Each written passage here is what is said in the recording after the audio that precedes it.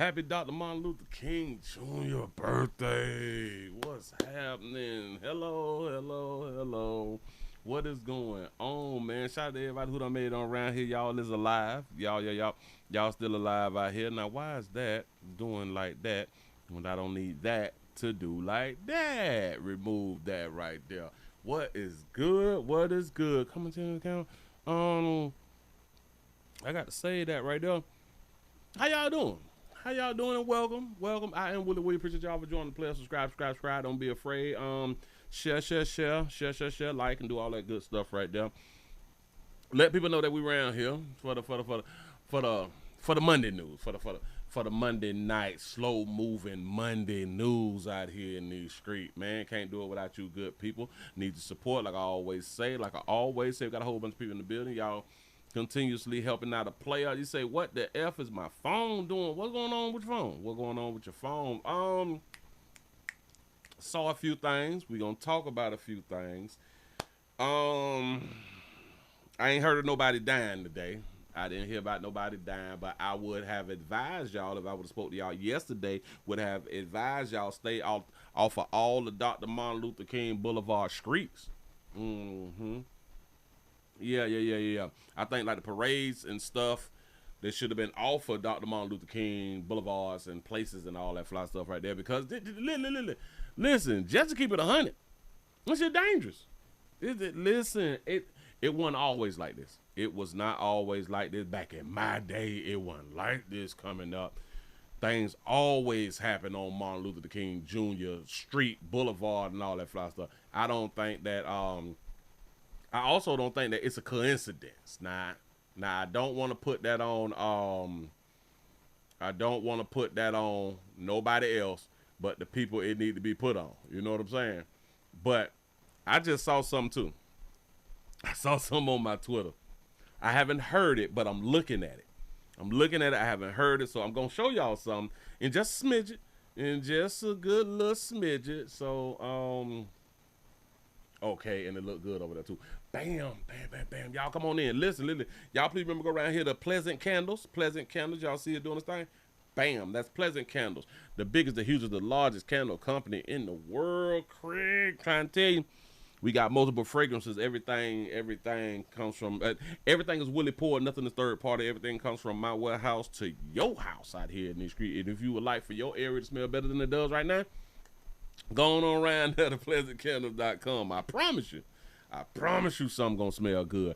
Willie lying ass, he gonna get fired. Why? He ain't do nothing.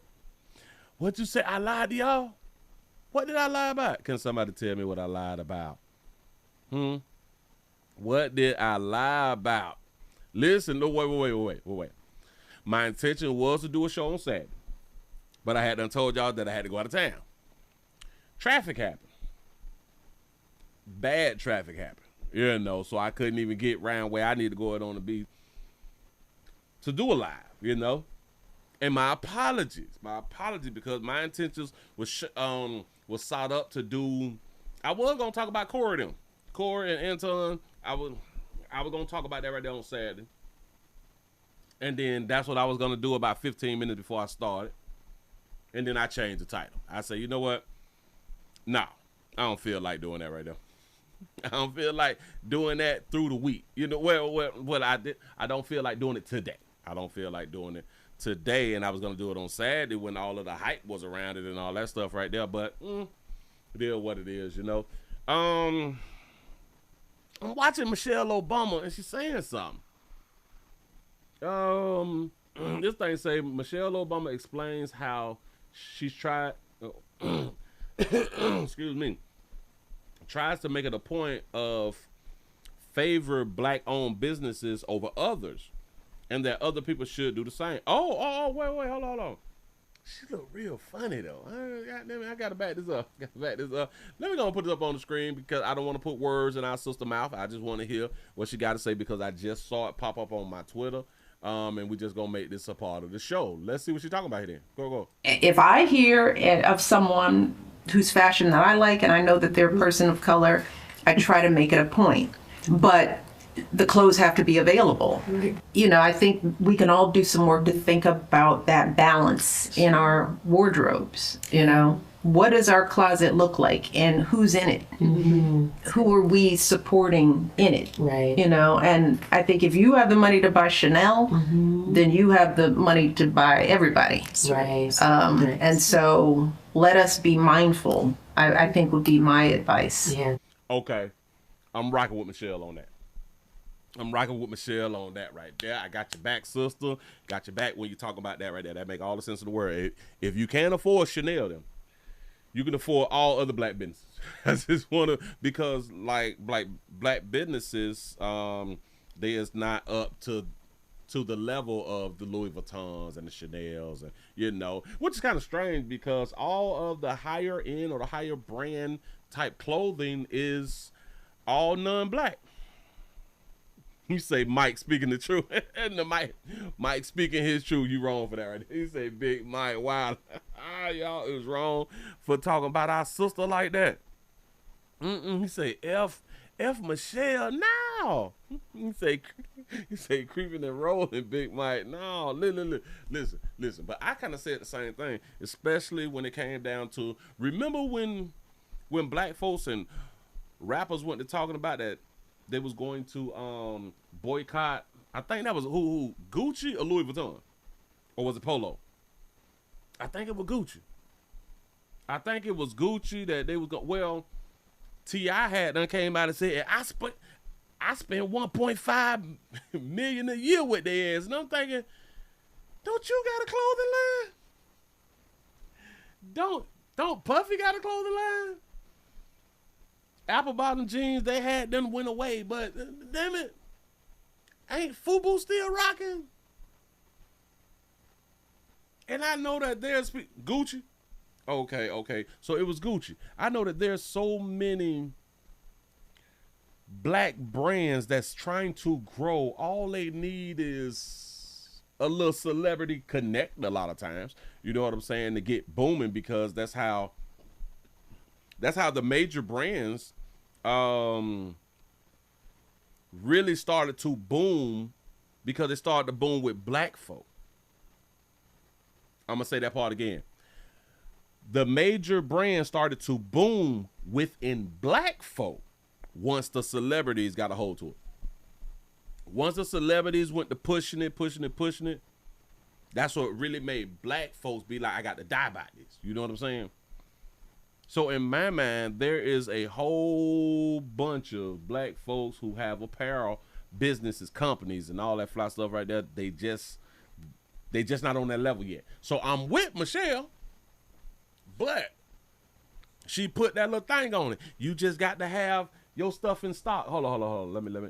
I don't want to put no words in my mouth. If I hear of someone whose fashion that I like, and I know that they're a person of color, I try to make it a point. Okay. But the clothes have to be available. And she's saying that because of what she's been through. Like, she tried to order something, but the clothes wasn't available. I don't know. But she makes the point. Y'all got to have y'all shit. Basically, we got to run it like a business should be ran, basically. You know, I think we can all do some work to think about. Okay. So I'm with on that right there. Shout out to Michelle. I thought she was saying something else fly. But I also just saved some. Oh, so I think that was probably the same thing, because I put a save on one right before that. Oh, somebody tried to say Michelle Obama said that she's mindful to avoid white-owned brands, and others also should be. Others also should be. Oh, so it's just the same little commentary thing that going on. But anyway, let's go on and get into some news. Today is a holiday, and I hope that you all enjoyed your holidays. I hope that you all had a little day off, something like that right there, because it is a federal. And depends on where you work, they will honor you being off. But places like, hold on. T.I. said, boycott Gucci and the community stop listening to Gucci Mane. Got to be more careful. I didn't thought they talking about Gucci Mane. Hell no. And it's crazy because if I'm not mistaken, did he fake like he was finna burn up his clothes or something like that right there? In my mind, it would have been more smarter, instead of burning it up, I would say sell it and give it to the homeless or something like that right there. Give it to people in need. Sell it and give it to people in need. You know, but I think that he had done burnt some or something like that. Like, I ain't rocking with them no more 1.5 million. Do y'all know how much 1.5 million is? Jesus. In clothes?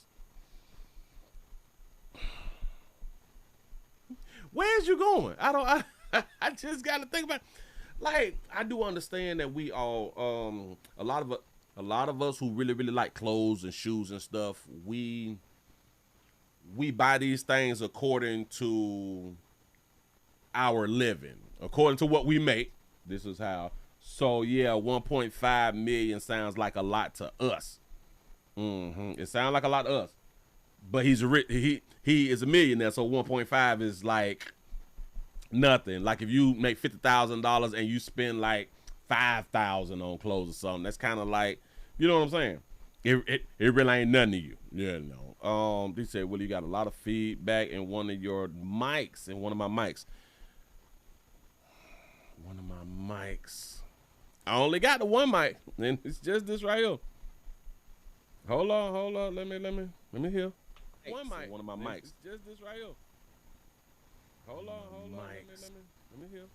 One mic. One of my mics. Just this right here. Just turn those down, then. I don't know. Say, Willie, what happened with Gucci? Did I miss something? No. I was just referring back to clothing brands, and like Michelle Obama just said, hey, if you can afford Chanel and all that fly shit, you can afford black owned brands also. There's no excuse. You know. And I truly do think that we need to support one another. I do believe that right there. But listen, do not feel forced to support some shit that you don't want to support. You like what you like, and it is what it is. Move right along. Let's go on down here to Dade County. They back with the bikes up, guns down for Martin Luther King Jr. Day. One more year. Let's see what they talk about. Did anybody get hurt out here? Can you tell us? Well, a rather large group out here. This is Bikes Up, Guns Down. We see this normally on MLK Day, annually, as you mentioned, and a rather large group out here. Take a look right here behind me. Hundreds of riders on their bicycles, just gathering here at Miller Dawkins Park, right off of Northwest 8th Avenue and Northwest 48th Street. Their message, promoting positivity and not violence. They are celebrating the life of Martin Luther King Jr. along with their former organizer, Dwight Wells, also known as Screamer, who sadly lost his life in a violent shooting late last year. They say that this is to honor what he started, and you can see them all gathered right here. Just a few moments ago, I got a chance to speak with one rider by the name of Zeke. He said he got here around 1:30. Zeke, what's the message that you're trying to promote here today? The message that we're trying to promote here is that we're not bad kids, we're not gangsters, we just like to ride. Today we popped outside just to remember MLK, you know, a lot that he did back then for us, and we like to remember that. We're also riding for Dwight Wells, also known as Screamer. We all long live Screamer, and that's what we're out here riding for today. And it seems like this is pretty well organized. I see that you guys have food cooking in the back. Everybody gathered here at this park and kind of staying in this area. Does that seem to be the plan today? Yeah, that low-key is the plan. We're going to plan to ride off soon, go ride, and just take care of business. And obviously staying safe and following the law. Yes, sir.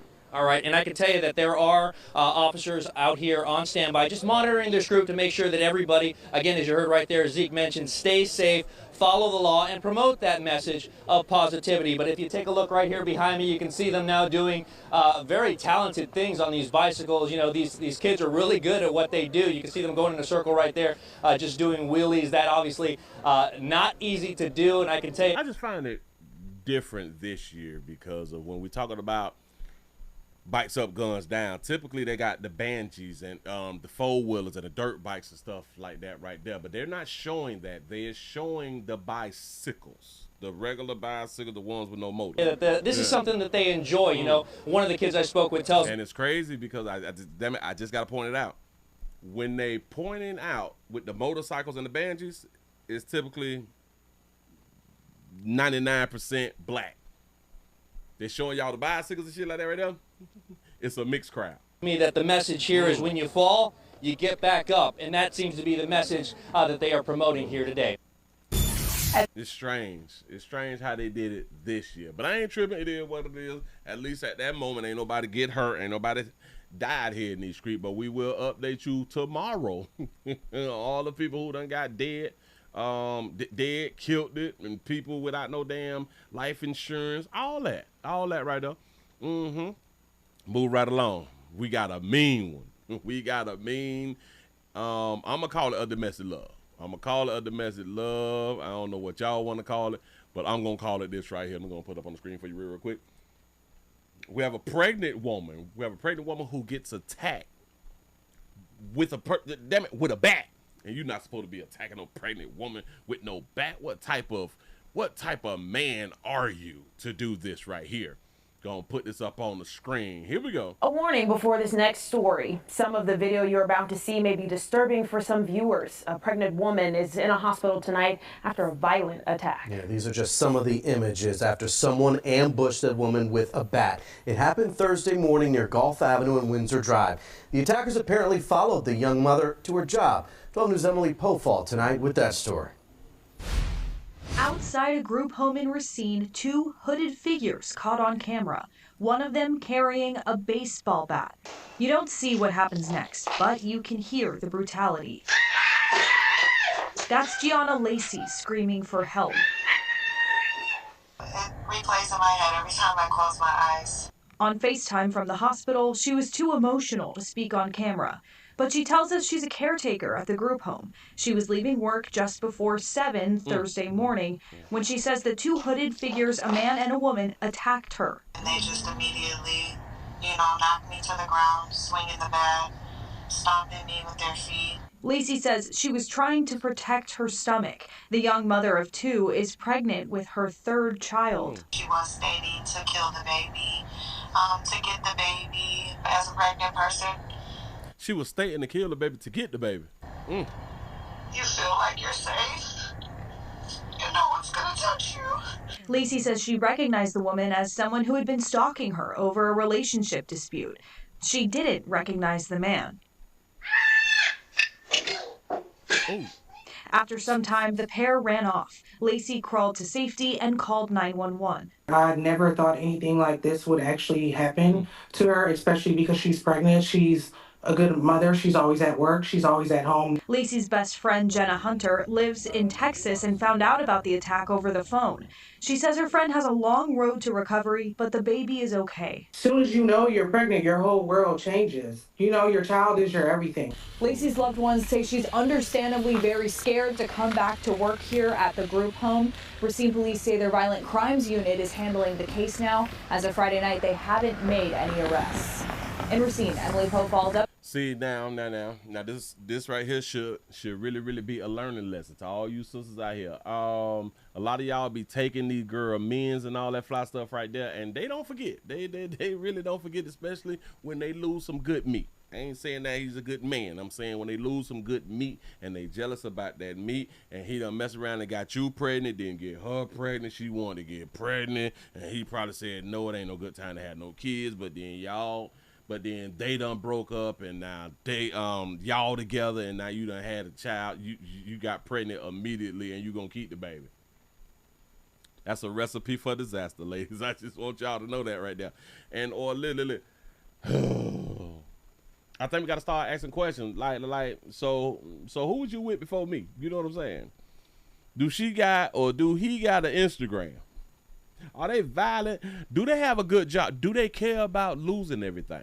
Do they have some money? Do they got like their own shit?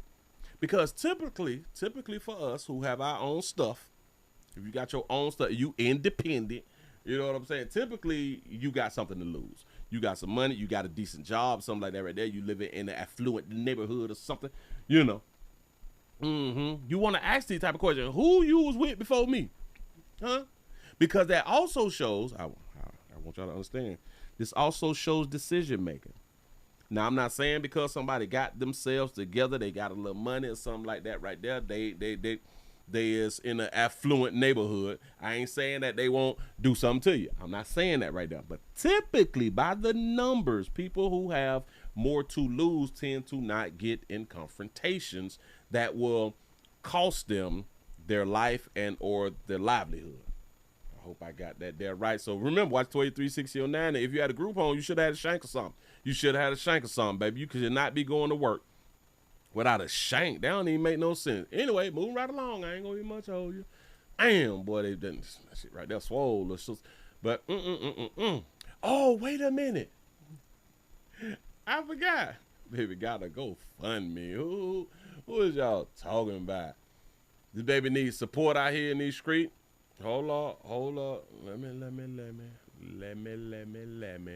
Make sure I get it right. Get this thing together on this. It's moving kind of slow. Just gonna move a little slow. Put that there on up. Standing with, I can't even pronounce her name. Gianni, I think Giona,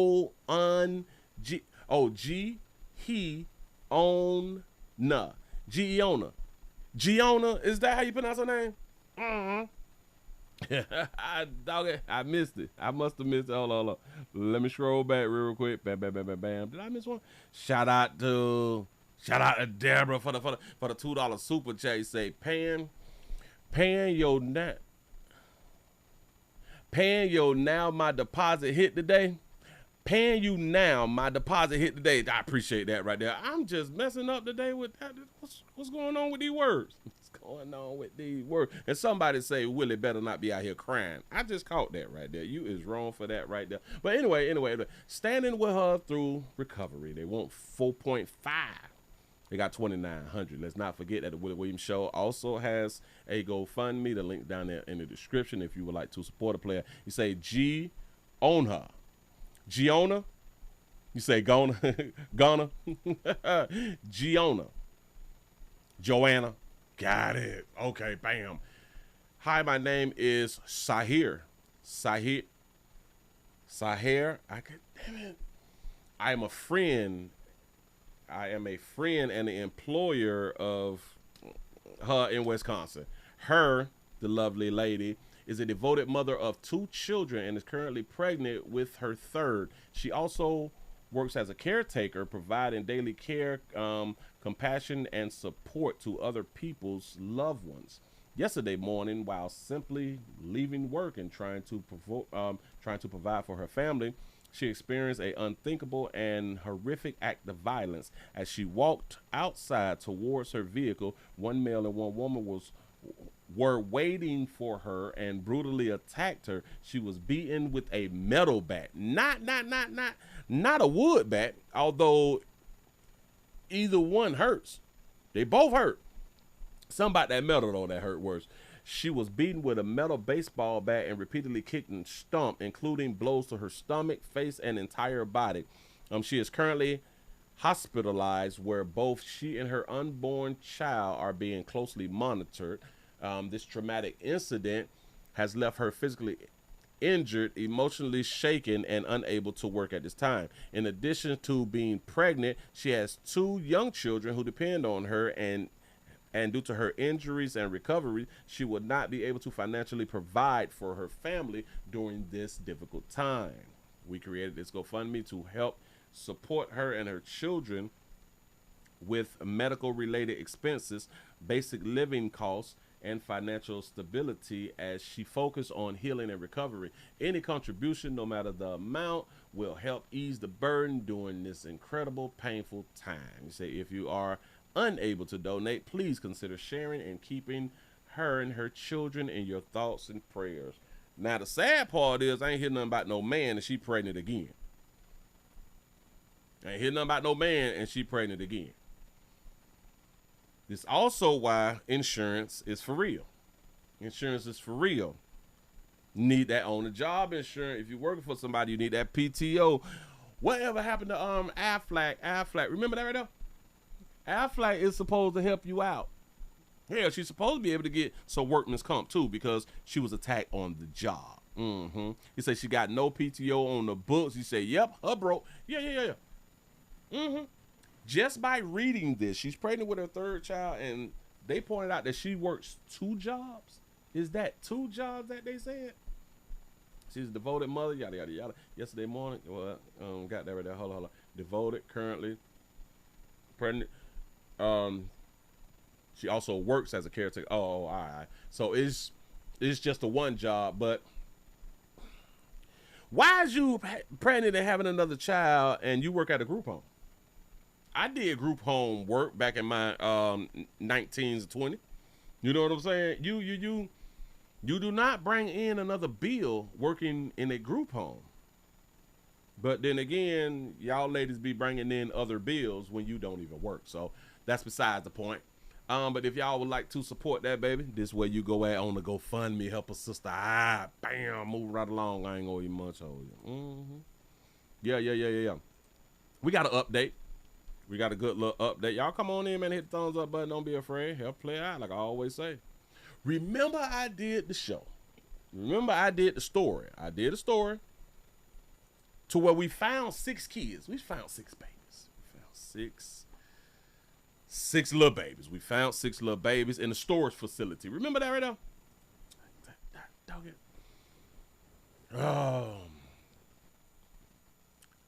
We now have video of the kids being found. They was locked in a storage unit. And remember, the mom and the daddy was outside of the storage unit, inside of an SUV with the heat blowing, with a dog. Inside the SUV, mom and daddy, SUV with a dog, and all 6 children was in the storage unit. Even a 2-month-old baby. Yeah. Well, buddy, they end up going to court. I got that video also, but let's see. Let's show y'all. Let y'all see what happened inside of this storage unit. Of that moment, Milwaukee police discovered 6 children locked inside a storage unit. The video shown to jurors today during the trial for the children's father, Charles Dupreece. Hold on. Y'all give yourself a pat on the back. Y'all made over 100. That's what I'm talking about. Appreciate that right there. Here we go. 12 News' Hannah Hilliard is live at the Milwaukee County Courthouse. Hannah, Dupreece is charged with several counts of child neglect. Right, Rhea and Blake, it was back in September up on 27th and Silver Spring. A witness called 911 having heard a baby crying in a locked storage unit. The body camera footage shown to the jury here at the courthouse earlier today picks up as that patrol officer arrives on scene. The woman we see in here, was that the 911 caller? Yes. It was the middle of a September night. Police called to this storage facility for a baby heard crying inside one of the locked units. The jury seeing this footage Tuesday alongside defendant Charles Dupreece, the man on trial accused of neglecting his children after police were able to bust into the unit. Milwaukee police were coming.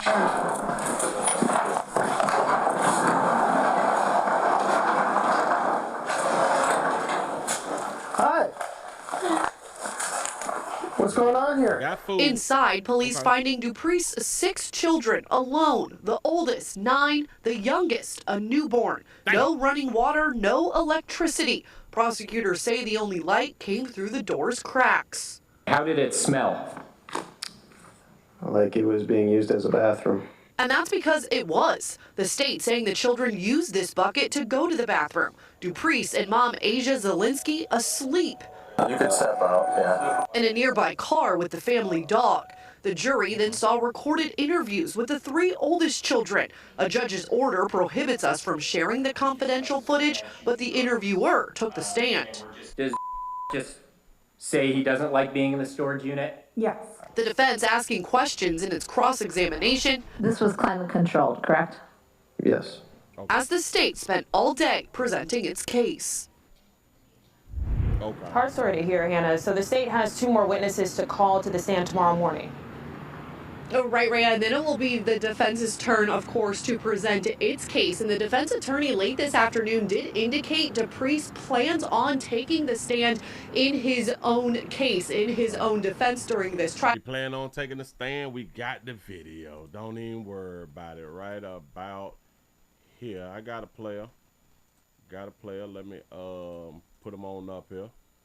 Let him speak for himself. We're going to let the player speak for himself and let him explain to us why this situation hadn't transpired. A father's fate after police found his 6 children sleeping in a locked storage unit in September. Yeah, Charles DuPriest is on trial charged with neglecting his children. Hannah Hilliard is live at the Milwaukee County Courthouse for us this afternoon. Hannah, deliberations started about an hour ago. All right, Rhea and Derek, the jury deliberation starting late this afternoon, but not before the defense presented its case to those jurors today, which included hearing from Charles DuPriest himself inside that very courtroom. Your primary concern in July of 2025 was what? Finding stable housing. So that's DuPriest charged with child neglect. He's telling the jury today he loved his 6 kids, ages 9 down to just 2 months old, but had fallen on tough times and had been forced out of their apartment. Look at that beautiful couple. Look at that beautiful couple. Last summer. He says they relied on shelters and relatives when they could, but found themselves using their storage unit for sleep that night in September. He says the night police discovered the young children alone in the locked unit near 27th and Silver Spring, he had fallen asleep in his truck and was under the impression their mother, Asia Zielinski, was with them in that unit. Oh, shit, I thought my baby mama was with the kids, man. I just nodded off, dog. Damn, I thought she was with them babies. You know what I'm saying? Damn it, I could believe him. I can truly believe him. And on September 16th, did you mean to neglect your children? No. Do you believe you did? Good answer. Honestly, I don't. I believe I was doing everything within my ability to make sure that they didn't have to sleep outside or in the truck with a broken back window. Oh, so he just made us realize that for where they were sleeping at was actually better than being where they were sleeping at. Remember, the storage unit is climate controlled, so yeah, it's cold outside, but it's climate controlled, so it's warm. It's warm enough on the inside of the storage facility. Got it. Bam. Okay. At night. Yeah. Hannah, the children's mother took a plea deal in this case. All right, Rhea, so she has already pleaded guilty to 2 misdemeanors of child neglect. She was with DuPriest asleep in that truck that night in September as police found those 6 children alone in the locked storage unit. The state argues that the couple ignored multiple options for housing and shelter for their children. It's the circumstances and questions before the jury. Right now, again, those deliberations underway for about an hour at this point. Do y'all think that they really ignored? I want y'all to really think about that. They ignored housing and help and all that. I can't. Alone in the locked storage unit, the state argues that the couple ignored multiple options for housing and shelter for their children. Now, I just want to say it like they realm. You say a storage unit is better than jail. Yes, it is. Because you can still come and go. Let's say the opportunity for housing. Now, typically men, we do understand that there is a lack thereof of a family shelter. And I don't mean the family shelter that the liberals be talking about. I'm talking about man, woman, and children. That's a family. Typically they have the shelters where the men can't come in. But I also found out over the years that if there is situations to where the men can come in, y'all know that they got to be married. Not in all situations, but I found in certain places you have to be married if y'all coming in as a couple. I was like, nah, ain't that bad a bit? You know what I'm saying? That's a doggone shame. But typically a man will tell the woman here, man, you go in there, go in the shelter and take our kids in this doggone shelter, and I'm gonna sleep outside. I'm gonna sleep in the truck, something like that right there. Typically. But then again, y'all also got these type of women that will tell you quick, bitch, if we can't all go, we ain't going. You know what I'm saying? Shout out to them good ladies right there. Them good ladies say, if my man can't come with us, We ain't going. We'll all sleep outside. You know what I'm saying? I like them type of women. But she had done took a plea. She said, yeah, I'm guilty of the shit. I ain't got time to be sitting on the stand all that fly. I fell asleep, dog. You know what I'm saying? God damn it, I fell asleep. But I don't think that they would have passed up multiple opportunities to get housing and all that stuff. I just, it's weighing on my soul hard. I just can't go with that right now. Anyway, it's possible that it happened. Moving right along. I ain't gonna eat much on you. What is that? Crisis in the City? We ain't doing nothing. Oh. Domestic love. We go ahead on it.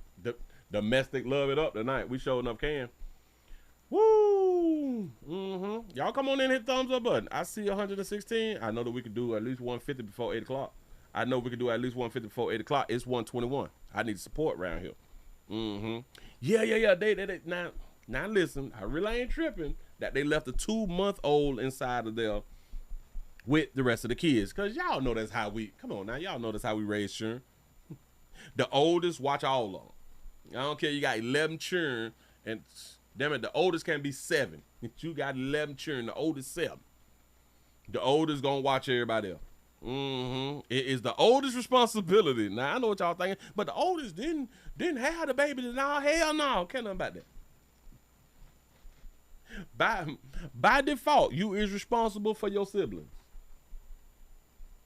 And I've argued that it shouldn't be like that and all that back in my day, but then I had to go, it just is what it is. You know? He said, well, I got my prep refilled today. That's what's up. That's what's up. It's got to stay on top of it. You got to stay on top of it. Say y'all don't take nothing serious at all. For real though. Look. Let me go and put this up on screen for you because this is domestic love. We have a domestic dispute that turned deadly in Harper Woods. It say an attempted murder suicide. Here we go. Harper Woods. It happened early this morning after the couple celebrated a birthday on Hunt Club Drive near Dupree. A witness sharing chilling details about the violence with 7 News Detroit reporter Randy Wimbley, who is in Harper Woods, with reaction from the family of one of the men involved. Hold on. Shout out to Sugar Bear for the $1 cash app. You say they turn down housing all the time? For real? Now that's a shame. That's a shame if that's what happened. The family of the deceased suspect says there were no warning signs as they celebrated his 48th birthday Thursday night with the man he was dating. But by early Friday morning, something had gone horribly wrong here. This is one of the last pictures Kimberly snapped of her brother, 48-year-old Sharif Owens, the night of his birthday. Little did she know it would be her last time seeing him alive. He was there, our family was there, his partner was there, we all were having a total blast. We were just enjoying his birthday, we were all bowling, having food and cocktails and things like that, and everybody left on a good note, everybody went home, and then I got a call that just had happened. Harper Woods police suspect Owen stabbed his boyfriend in the neck after an altercation in front of his home on Hunt Club near I-94 early Friday morning. The guy laying on the ground, he opened his shirt and there was a large red spot of blood. Neighbor Tommy Christ saw the aftermath of that altercation and shared what he saw and heard leading up to the moment police say Owens took his own life. He gets his cell phone out and he's on the phone and he's talking to somebody and all of a sudden he's saying, they're never going to believe me, they're never going to believe me. I'm going to kill myself, I'm going to kill myself. And I'm begging him not to kill himself. He went in his pocket, grabbed a gun, and he took a shot. And when that happened, I took off. I ran as fast as I could. I was still going that way when I heard the second shot. And I turned around, and they were both on the ground. Police found both men shortly before 2 a.m. Friday. Owen's boyfriend, a 34-year-old man from Detroit, was rushed to Henry Ford St. John Hospital in critical condition. We were unable to contact his family. My wife said she heard the gunshot about 1:32. The violence has left many neighbors unnerved. With everything that's going on with the world right now, it really just makes you see you have to have a lot of hope in God. It's just unbelievable. I don't know what happened. Meanwhile, Kimberly and her family are searching for answers as they mourn their loved one. My brother, he was a very outgoing, very independent, loved life. life. And pray for the victim's recovery. Perfect gentleman. He was wonderful. In Harper Woods, Randy Wembley, 7 News Detroit. I think the only reason that they're not showing his face is because he is the victim, but typically they show the victim's face. I don't. That's about all that I can come up with. So he shot him. He shot his partner. I don't know what happened after y'all done had a little thing. But listen, I can guarantee, and yes, no tears out here. I can guarantee y'all, you this right here. That spirit water had a lot to do with it. I guarantee you that spirit water was involved out here in these doggone streets. For real. And this is an LGBT crime out here. This is something that mainstream media, they don't push, they don't let people know that not only in heterosexual relationships things go south, also in LGBT relationships things go south. Homosexual relationship things go south too, but they don't be wanting to put that out for the people to actually see. We human, no matter your sexuality, you will leave Earth just like the other group will leave Earth. Just saying. Got to be more okay. I hope he had his insurance paid. Hey, I hope he had insurance past 2 years. If anybody is thinking about leaving the planet, if y'all thinking about just leaving the planet on your own because you grown, just make sure that your policies is paid up past 2 years. Make sure that you have not missed a payment in 2 years. Now, if you've missed the payment, probably like in month 12, I think you have to start the whole 2 year process over. You know what I'm saying? But make sure that you have all your ducks in a row before you leave Earth. I'm just saying. Moving right along. I ain't going to even much hold you. Got to be more. I wonder what the argument was about. Bam. Let me see what we working with.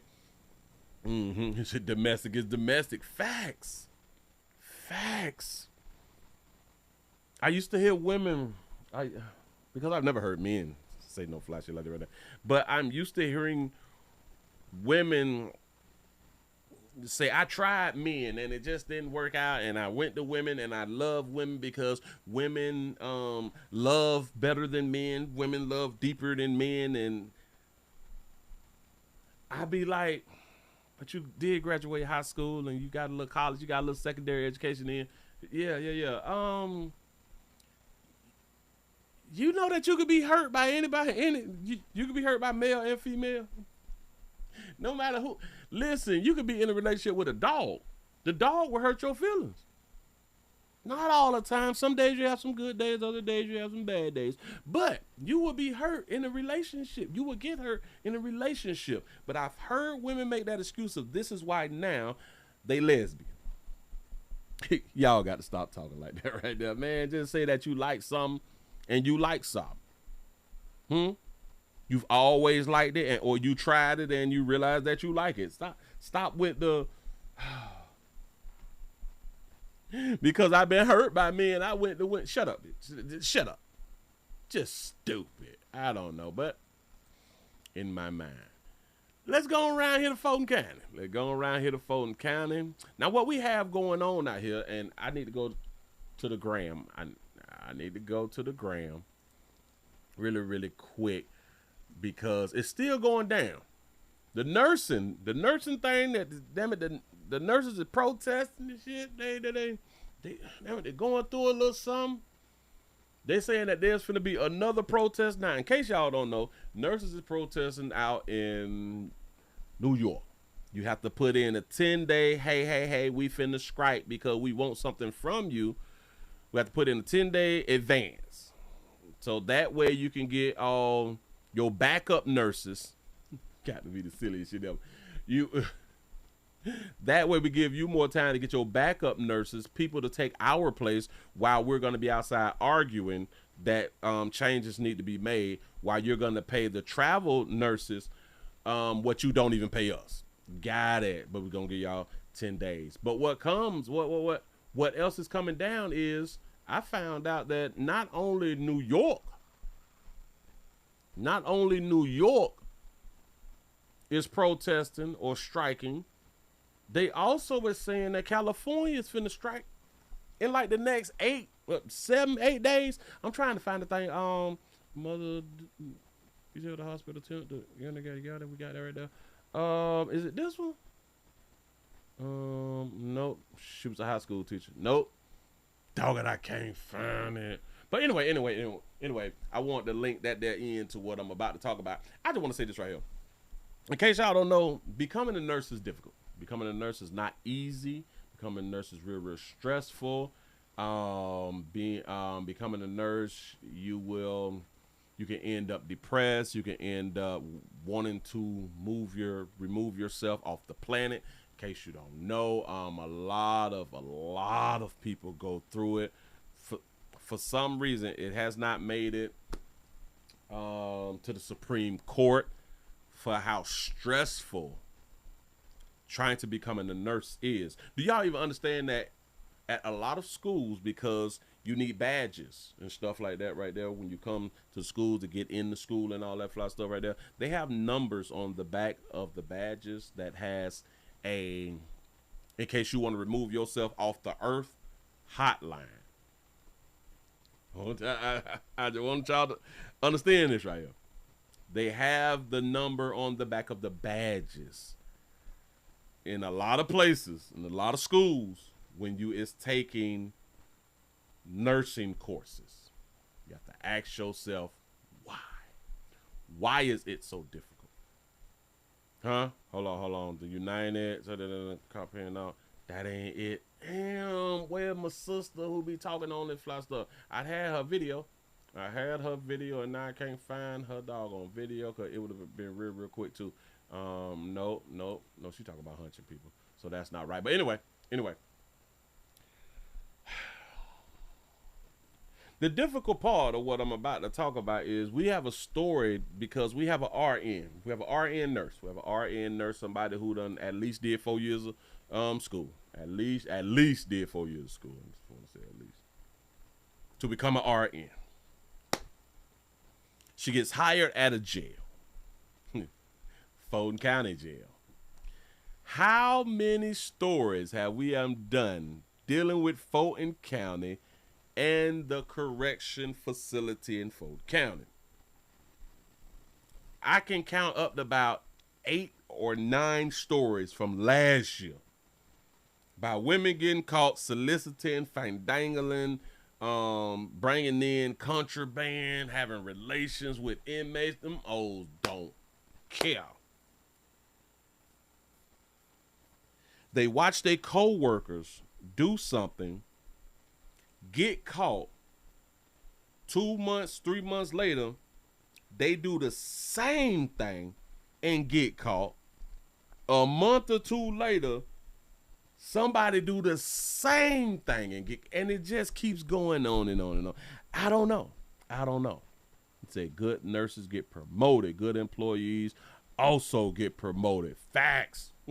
We got a sister who decided to smuggle that good dope behind them bars of Fulton County. Here we go, y'all. Look. As a jail nurse is under arrest tonight. Investigators say she confessed to having a romantic relationship with an inmate. Look at Naomi with that good hair. Go ahead. And smuggling contraband into the Fulton County Jail. Channel 2's Michael Seiden broke the story on WSBTV.com.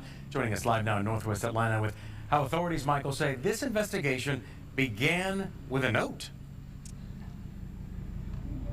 Yeah, George, investigators tell us it was another nurse that actually found a handwritten note that exposed this alleged relationship. And tonight, we're getting a closer look at some of that other evidence that was found that led to the felony charge. Did he say that there was another nurse who exposed this? I ain't catch that. Getting a closer look at some of that other evidence that was found that led to the felony charge.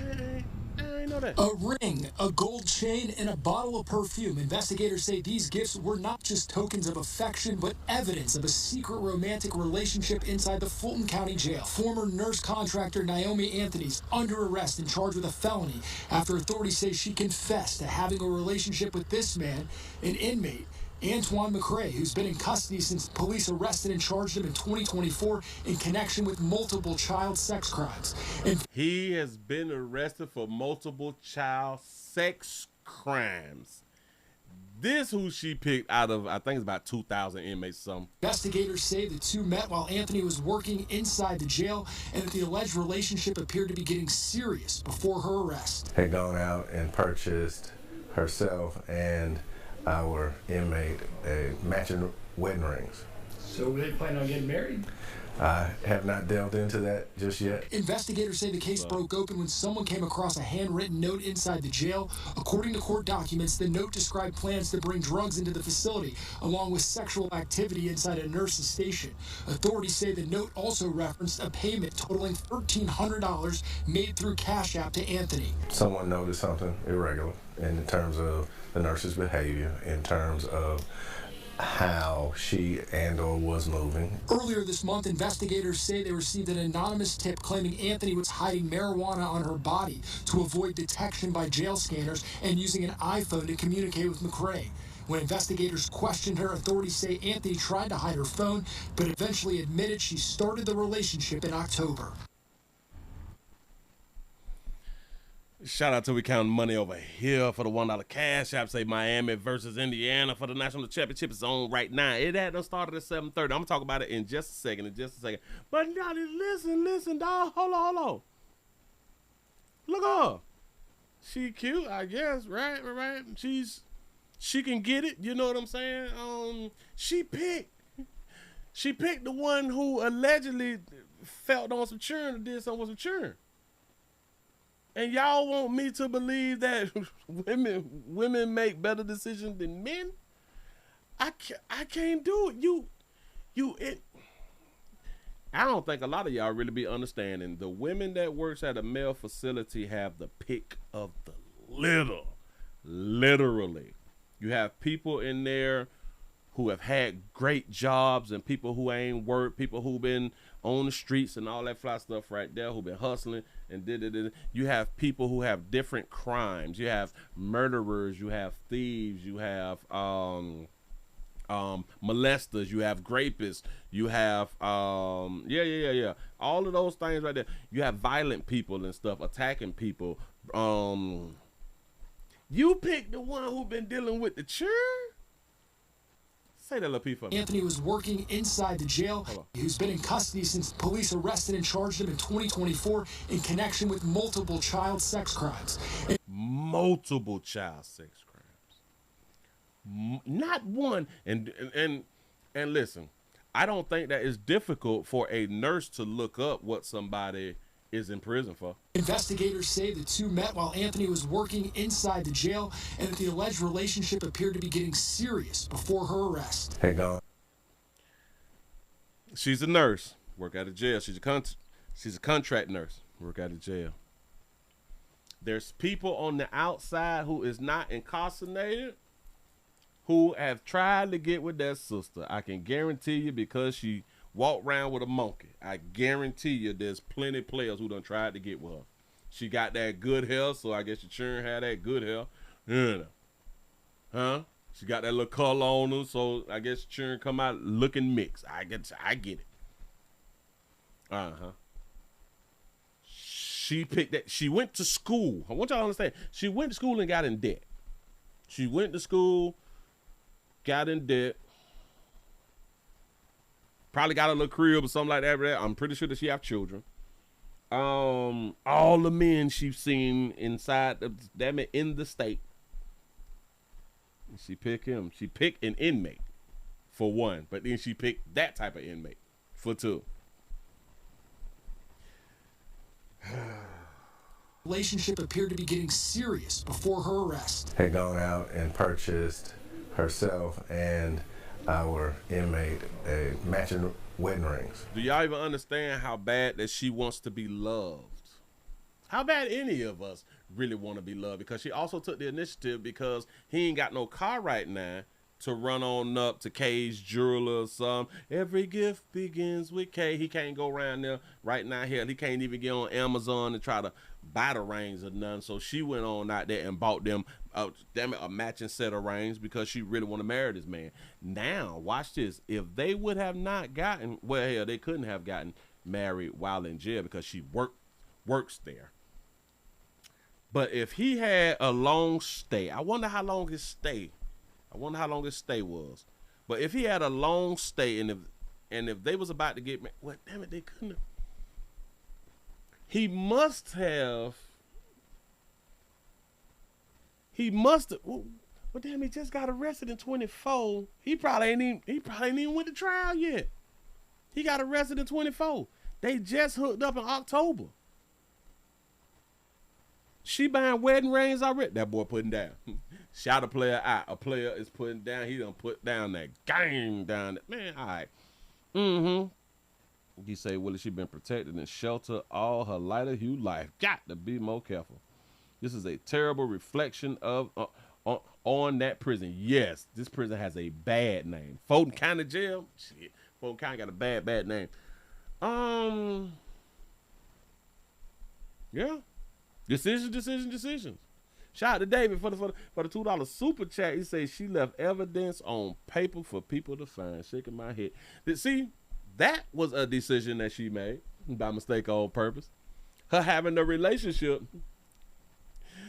is a mistake she made by mistake on purpose. It be communicating with an iPhone that can be linked back to her.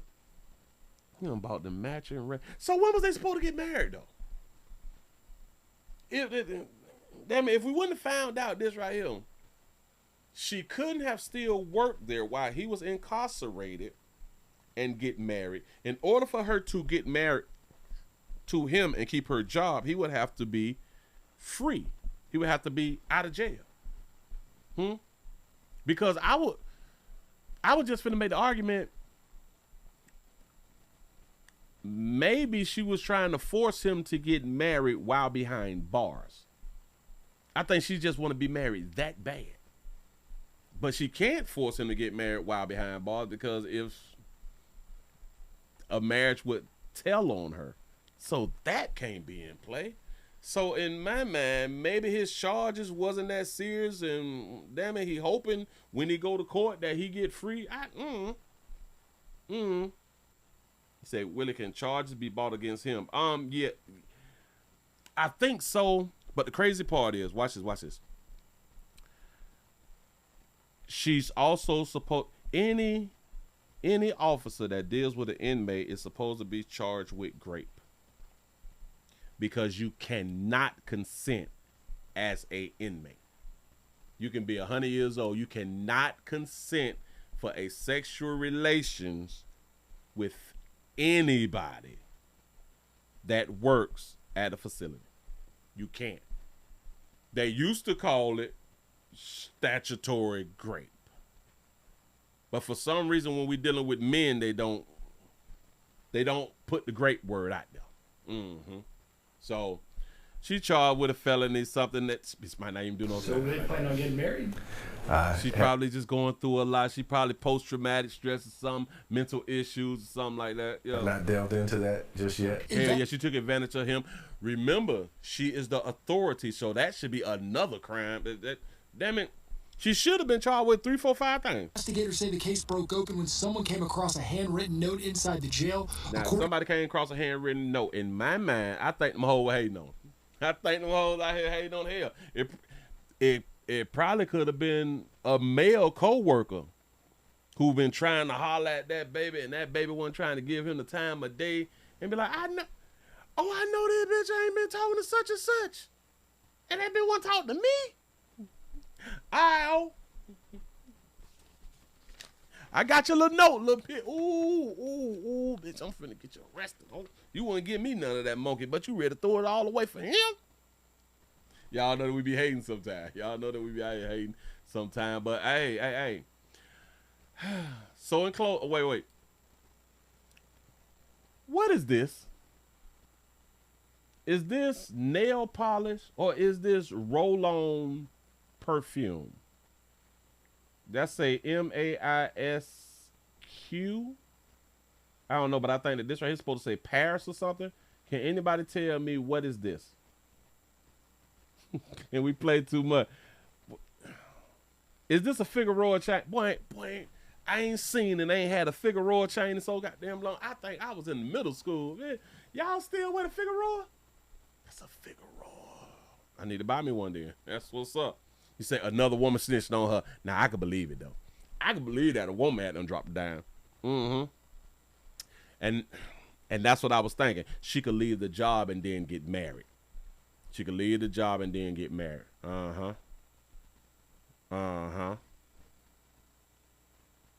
So that's fingernail polish, right? I thought it was like fingernail polish or like some lip gloss or something.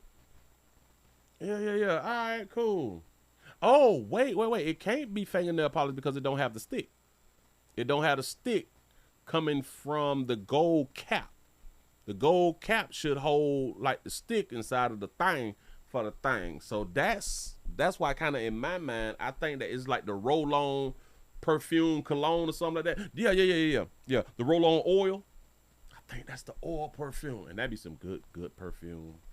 It really do move right along. I ain't gonna even much hold you, dog. Decision making a beast. Hold on. I don't care how cute y'all believe that y'all be out here being. It don't matter. Y'all decision making, dog. Decision making is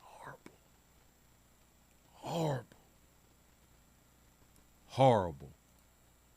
But y'all are bun out. So one of you players are gonna write down there, I got her though. She ain't mean to do what she had done did. You know what I'm saying? No. He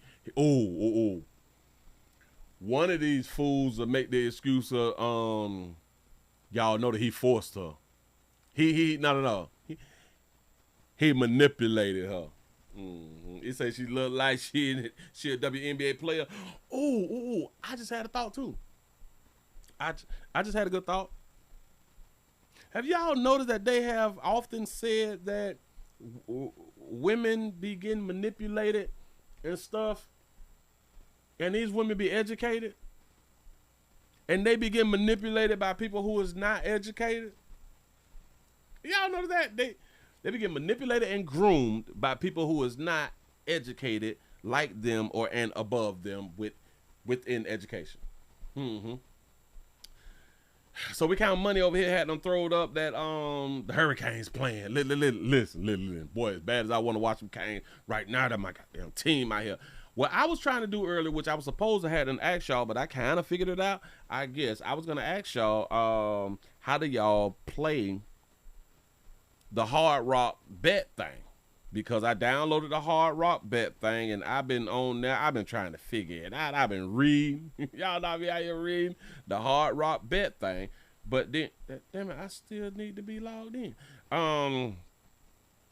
Log back in. Got it. Bam. So I kind of figured it out, you know, and I made picks on the little fan favorite things, which I'm like, I don't know. But hell, watch this.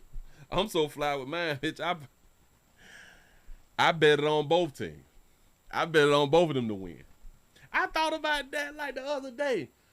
Well, like, because if they be like saying, well, you can like bet 25 and win like $300 or something like that right there. But anyway, the wins is high, right? All right. The wins is more than you put in. So, all right. So I'm thinking, well, if you put 20 on one and 20 on the other, you just spent 40.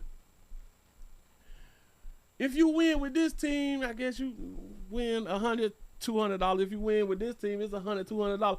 Why don't you just bet on both teams? I don't understand.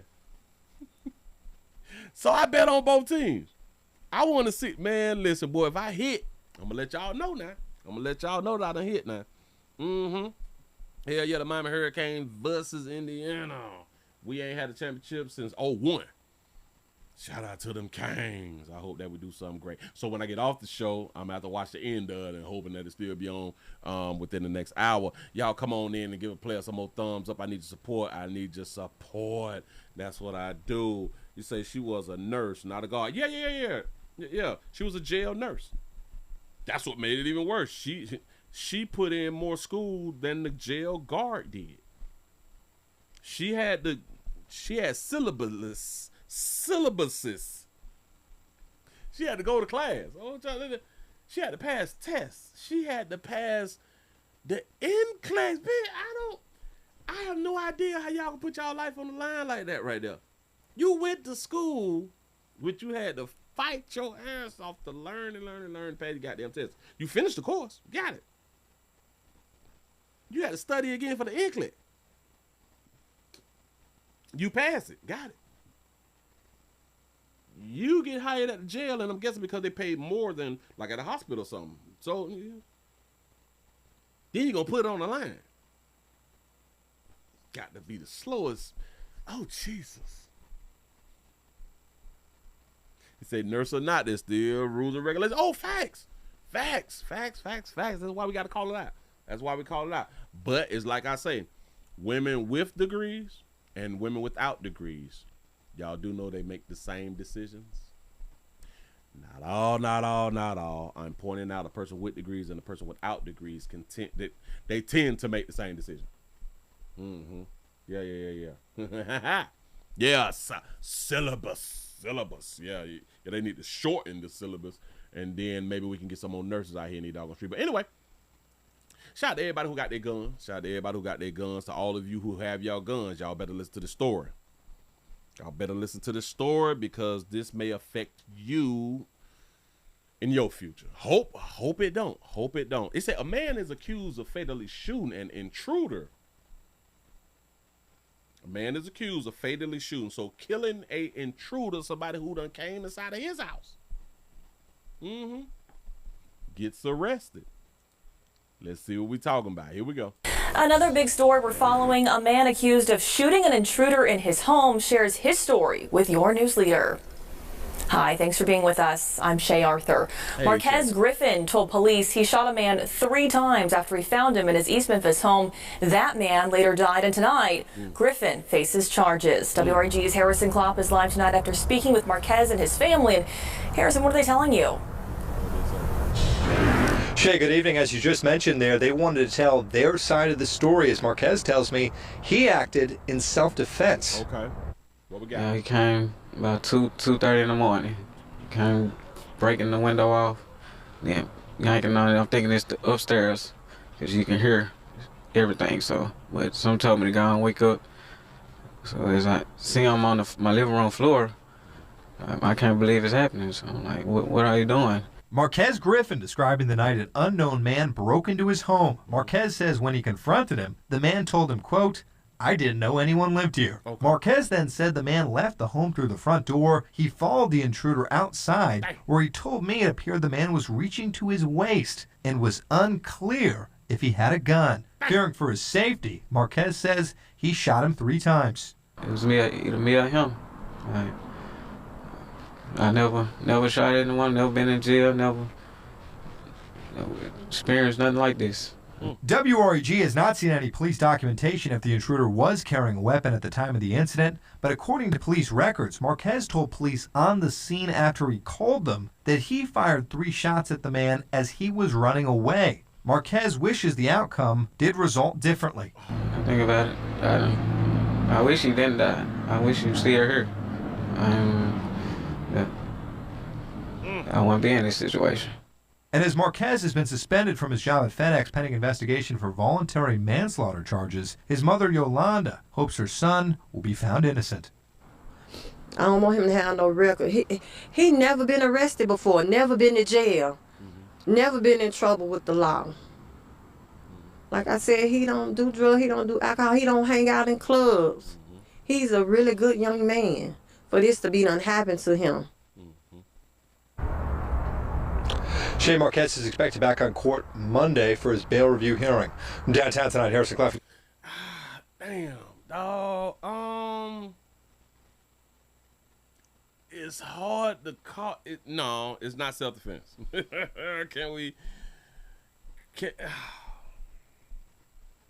Because with the story that he is telling, Buddy had them walked away. He got out of his home, but you followed him out, and then he reached, and you thought that it was a gun. So you up. Why you told your story like that?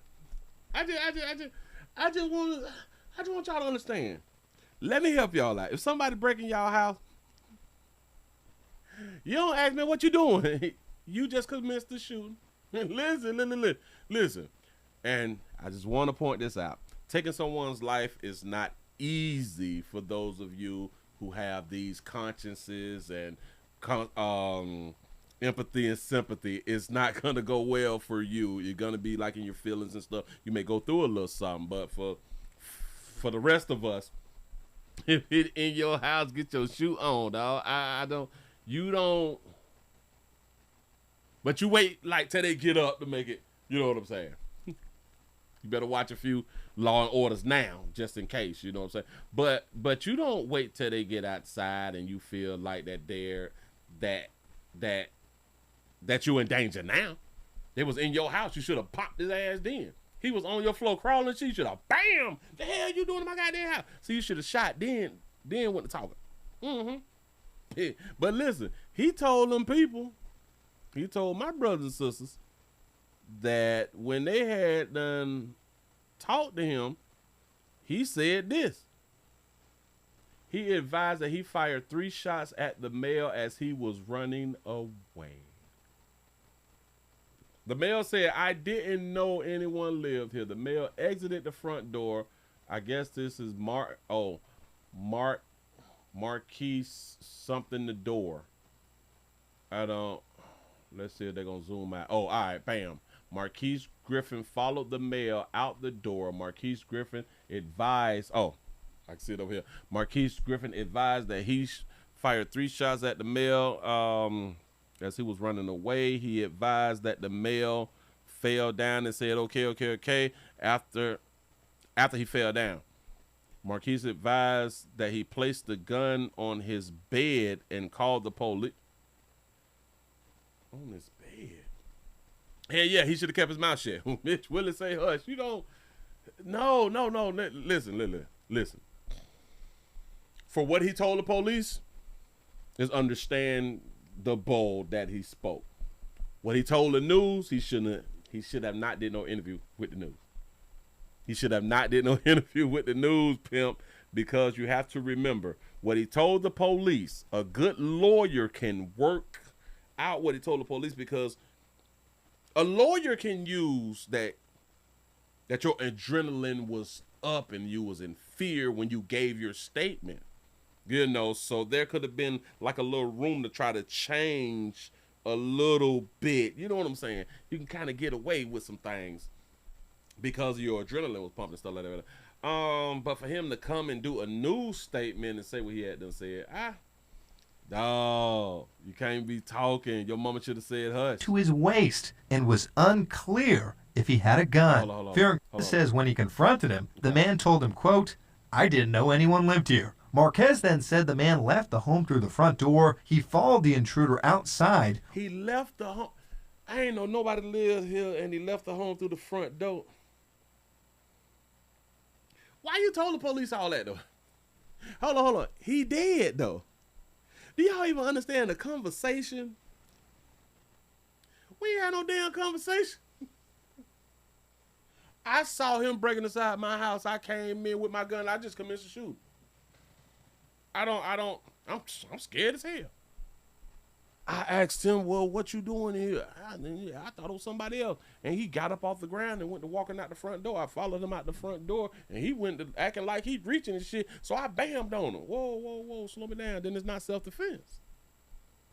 It's not self-defense. Where he told me it appeared the man was reaching to his waist and was unclear if he had a gun. Fearing for his safety, Marquez says he shot him 3 times. It was either me or him. Now listen, I don't think that he a bad dude.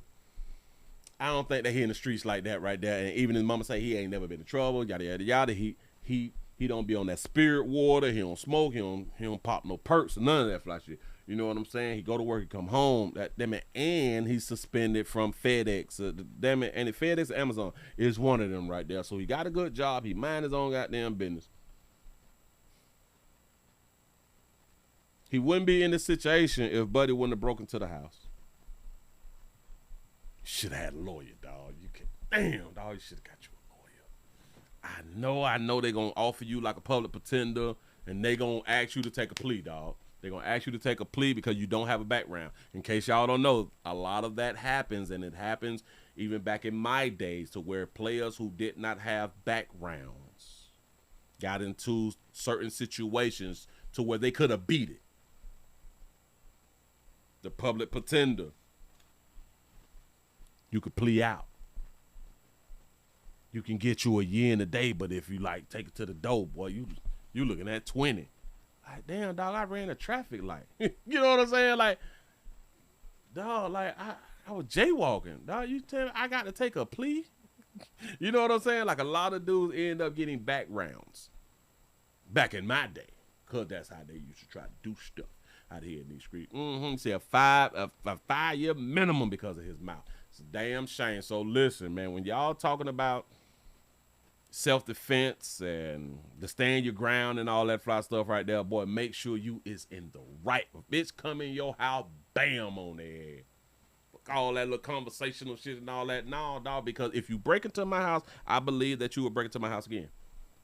I believe you'll break into my house again, dog. I'm really in fear for my life. And once somebody break inside of your home, it's damn near best for you to move. I don't know how y'all will function in y'all home after somebody has broken into your home. Because now I'm only trying to sleep in the daytime. I'm only trying to sleep in the daytime, dog. I cannot sleep at night, bitch. I'm peeping like I'm on that good raw.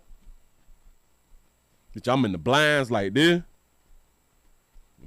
Eyes buck wide open with that thing on me, man. You know what I'm saying? So, the shit is traumatizing. It's traumatizing. You say his mammy gonna try to get him into a program. Damn, dog. You down bad right now, pimp. It may not go your way, but damn it, we gonna have to pay attention to the update. Hold on. I might can get a... Where the police they know something? Oh, wait. Hold on. Slow me down. What is this? Oh, blue. Oh, that's a lounge shooting.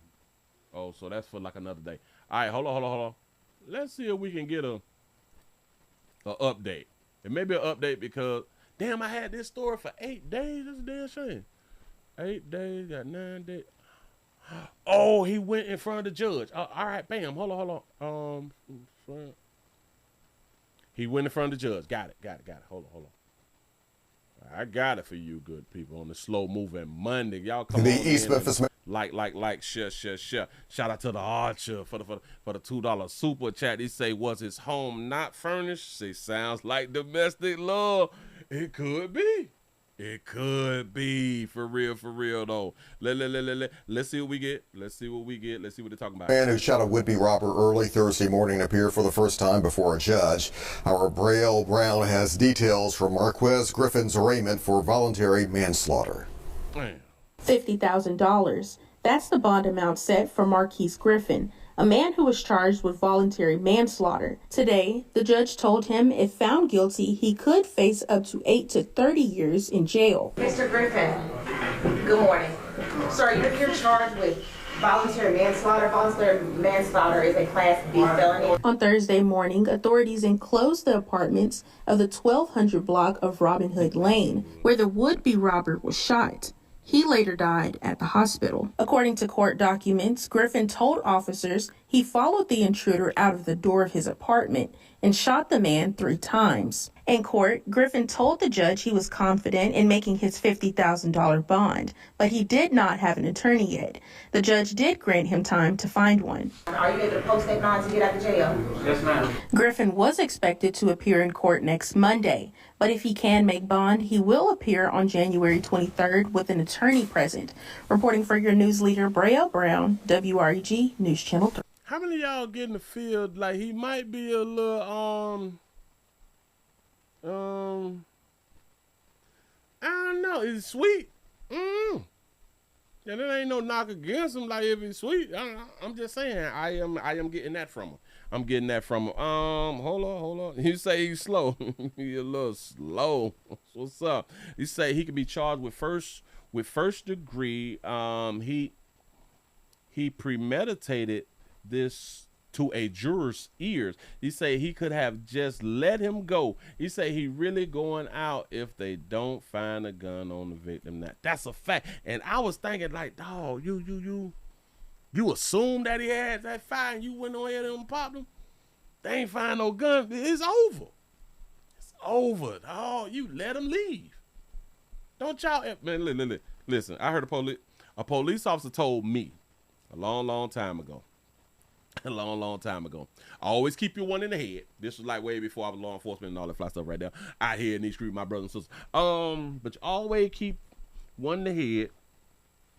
And damn it, if they at the door trying to break in, and they'll kick this door in, pull their ass in to get to them. Bam!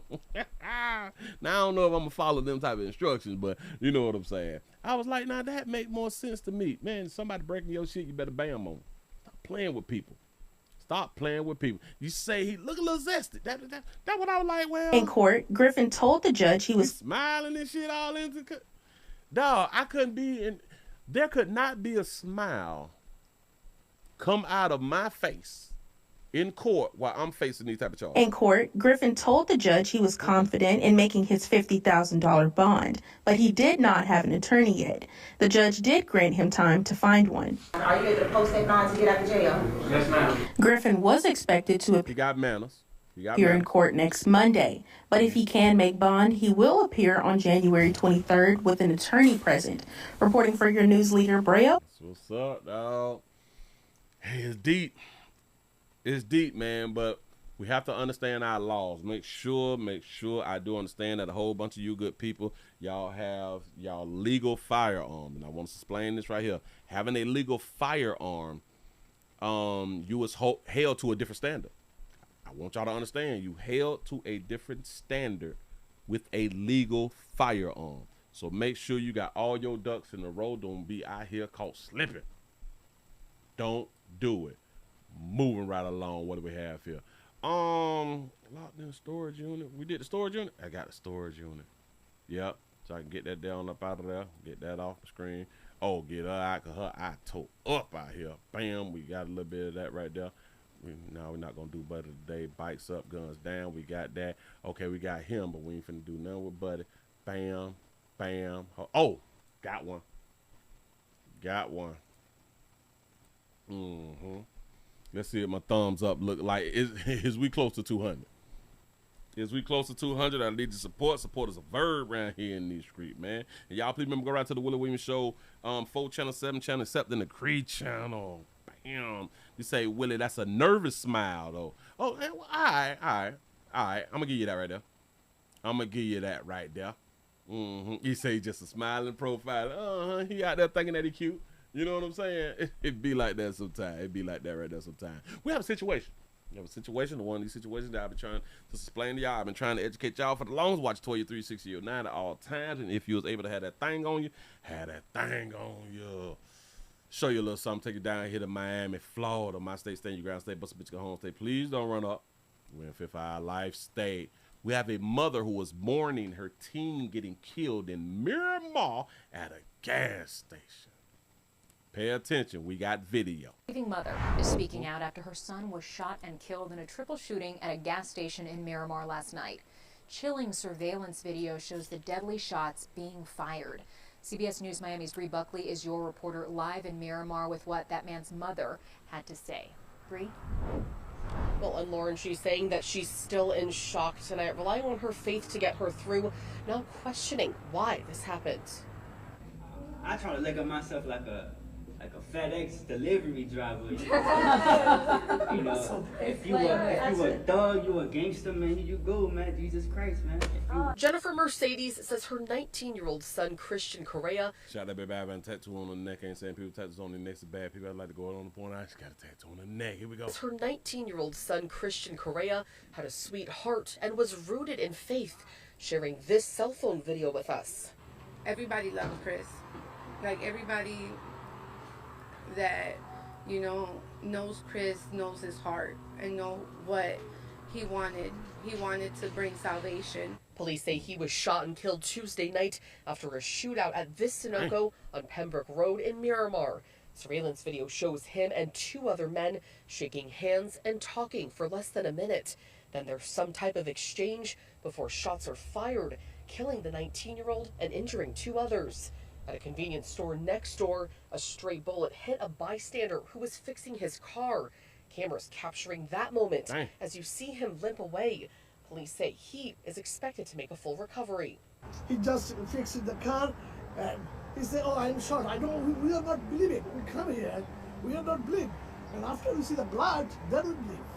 Wednesday afternoon, police and a SWAT vehicle executed a search warrant at this apartment just a few blocks from the gas station. Police confirmed they were searching for someone connected to the shooting. Why? The why? I need to know the why. I want to know why. Christian's mom is now demanding justice, saying her son was set up, and the surveillance video tells the story. And I really don't want no mother to ever go through this. Like, it's something, you know, that it was more provoked than accidental. So there was no accident here. So that's why I want justice. I just got off the phone with Miramar police about 15 minutes ago before we dialed into this live shot. They tell me there still have not been any arrests, so that shooter is at large. They're saying if you have any information to call Broward County Crime Stoppers. The shooter is at large. I want to go back to like a little part of this video to where when he was over here. Because I'm trying to see that he have a gun. Tells the story. Okay, so this him. This is him here. Also, I'm guessing the one in the back shot him first. Tells the story. And I really don't want no mother to ever go through this. Like, it's something, he was already down. You know, that it was more provoked than accidental. Oh, so he was already there was down no right there. Hold on, here. let me So that's why I want justice. go back. Hold on. I just got off the phone with Miramar police about a shootout. He was shot and killed Tuesday. What he wanted to bring salvation. Police say he was shot and killed Tuesday night after a shootout at this Sunoco on Pembroke Road in Miramar. Surveillance video shows him and two other men shaking hands and talking for less than a minute. Then there's some type of exchange before shots are fired, killing the 19-year-old and injuring two others. At a convenience store next door, a stray bullet hit a bus. So it seems to me that he was riding with his partner or something, and his partner, I think he was riding with the dude who got on the black. I think he was riding with him. Out at this Sunoco on Pembroke Road in Miramar. Surveillance video shows him and two other men shaking hands and talking for less than a minute. Then there's some type of exchange before shots are fired, killing the 19. Maybe he was by himself. Maybe he was by himself. You say, I bet he sold drugs. Because we have to listen. He's in Miramar. He's in the Mercedes-Benz. It looked like an up-to-date to me. It may be like between like a 2015 on to like a 2020. Or maybe like a 2022. You 19. Now, if your mama ain't got no change, if your mama ain't got the good job and all that fly shit right there, and if that's your personal vehicle, and if your mama ain't got that good job, you slanging something out here in these streets. For a 19-year-old, unless he went to like the auction or something, and he went on ahead on the cop that was still, even at the auction, you got to have you a few dollars. You know? That's a damn shame right there, man. But y'all got to be kept, boy, people be out here hating on y'all. Say Willie with a whole video, there's some times missing.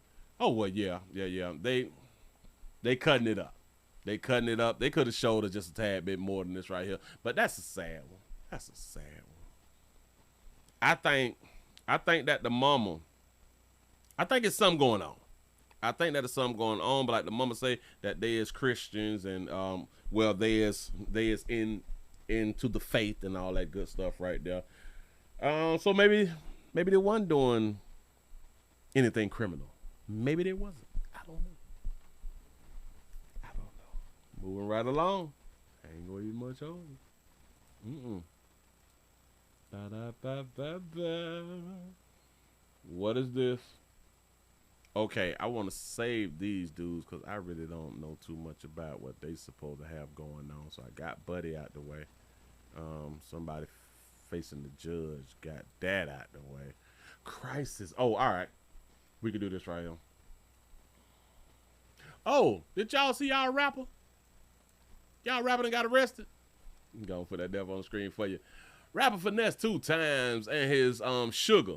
His sugar done got arrested. Watch. I know midday court documents show Memphis rapper finesse 2 times and his girlfriend Sugar were both arrested in Texas. Here's a look at their mugshots. Finesse 2 times legal name is Ricky Hampton. He faces possession charges for substances including marijuana. His bond hasn't been set, and his girlfriend named Hallie Buckingham faces similar charges including tampering with evidence. She's in on a $500,000 bond. She's in there with a $500,000 bond. So what did they get off of? Hasn't been said, and his girlfriend named Hallie Buckingham faces similar charges, including tampering with evidence. She's in on a $500,000. She in for $500,000. Man, what did they do? Finesse y'all, what did they do? Now, I like how she said sugar. Midday court documents show Memphis rapper finesse 2 times and his girlfriend Sugar were both Sugar was she got to be both arrested in Texas. Here's a look at their mugshots. Finesse 2 times legal name is Ricky Hampton. He faces possession charges for He's saying he don't do that raw. He do not chase around that raw. He be like popping perks, some shit like that right there. I think that's what the video had done said a while back that I had done did. He say he don't do that raw though. He got a little stern face and these days little Instagram photos, something like that right there. He got him one. He got him on nice looking little broad right there. They ride together, they get arrested together. It is what it is. You say she has a felony warrant. That baby got a background on her. That baby got a background on her. But that damn it, we go down together, sister. Yes, we do. And we love one another. For real, though. Let's go on out here. I've been holding on to this, I think, for like a little week. I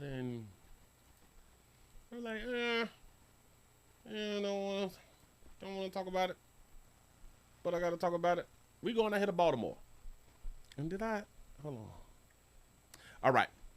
You people, the people that you all be, what is the thing called, voting for, the people who y'all vote for to put in office to change laws and, you know, handle the political side of the game and all that there to make the community better. In Baltimore City, the council members, they clashed. They said that it was clashing over open air drug market. Open air drug market, the people who make laws and stuff, and they got into it. They got into a little something. They arguing with each other and shit like that right there. It's like we just cannot come to some type of resolution to stop the open air drug market. Pay attention. Crisis in the city. Residents of Curtis Bay are fed up with what they say is an open air drug market taking over their neighborhood. Fox 45 Chef Abel breaks down the residents' concerns as well as what's next for fighting the city's drug crime issues. On many street corners in this city, dealers are hardly bashful about peddling their drugs. And now there's a tug-of-war at City Hall over how to deal with it. In Curtis Bay, residents complain drug dealers have consumed the community, peddling drugs on public streets and in private yards, even on front porches. Who in the hell with the blue hair? Who is the blue hair with them shout on? Peddling drugs. Blue hair with them pink shout. Drugs on public streets and in private yards, even on front porches. You want to take that somewhere else, bro? What happens is people don't want. If you're selling that shit on his front porch, he have to tell him, man, can you take that shit somewhere else, bro? We got a lot of you brothers say, can you take that shit somewhere else, bro? Porches. You want to take that somewhere else, bro? What happens is people don't want to buy homes. Businesses can't operate. At a public safety hearing at City Hall last month, City Councilman Mark Conway pressed the city's crime fighters for a plan to eliminate open-air drug markets. Yes, we do have takedowns. Yes, we do address addiction. But no, we do not address an expectation of an open-air drug market. Saying that we don't have a plan to address open-air drug markets is misleading. A representative from the mayor's office took aim at the councilman's efforts to dismantle drug markets. We have a response to address that issue, right? Essentially, I'm telling you it's insufficient. Disrupting is not the same as dismantling. Permanently. That's the difference. It's up to the city, including the police department, to enforce the law, not make it easier to break the law. Sergeant Betsy Brantner-Smith with the National Police Association says allowing illegal drug sales is preventing communities from growing. We should not tolerate it in public any more than we tolerate sexual assault or armed robbery or burglary or any other crime done out in the open. I am 39. As long as I remember, there have been open-air drug markets. But some council members seem in little rush to eliminate open-air drug markets. People are going to find a way to feed their families. Councilman Paris Gray says the city is partly to blame. When we don't have systems in place to make sure that families are whole, to make sure that people are stable, to make sure that people have the resources and the guidance that's needed, we'll always have some sort of a criminal element and a reason for someone to stand on a corner to sell drugs. Councilman Conway has asked for a meeting with the mayor to hopefully come up with a solution. So far, there's no indication one has been scheduled. Jeff Abel, Fox 45 News. We would never really do that much better in the community when darker hue folk thought process of, yeah, they need another program. He just spoke on a lack of programs, basically. Eliminate open-air drug markets. People are going to find a way to feed their families. Now, Councilman Paris Gray. Now that's a fact. People will find a way, regardless of regardless of whatever laws and everything they put in place. People will find a way to feed themselves. Gray says the city is partly to blame. City is partly to blame of why you people is out here slinging that good raw, that good cocaine, that good heroin, methamphetamine, perks, acetaminophen, if y'all got that right there, that marijuana. The city is partially to blame. When we don't have systems in place to make sure that families are whole. We don't have systems in place to make sure families is whole. Do y'all know he took that responsibility out of the citizens' hands when he said that? Huh? The city ain't got nothing in place to make sure that the families is whole. Aren't we supposed to make our families whole? The city ain't got shit to do with whether we want to be whole or not. That's a us problem. Make sure that people are stable, to make sure. How is the city, what program, and I'm gonna ask you good people, what program can we put in place to make sure that families is stable? I think it says stable. Stable? Yes, he used the word stable. What program can ensure that families stay or get and or stay stable? Make sure that people have the resources and the guidance that's needed. People have the resources and guidance that's needed. If you're in a community that don't have the resources, why would you produce children? Can we just start with that right now? You got children with the resources, and if y'all grown asses, which is typical, these babies need guidance. If y'all need guidance, then y'all definitely should not be having children until you get you some guidance then, right? So we automatically know that the majority needs guidance because y'all don't plan. You all don't plan your lives out. I think the last time that we actually plan or even say what we want, type of careers and all that stuff and where we want to be at is probably like in middle school or some shit. I'm gonna be a firefighter when I get out of school. And then we mess around and get on that good dope. Get on that good dope in high school or something, on that spirit water out here partying and shit, thing dangling, we going raw.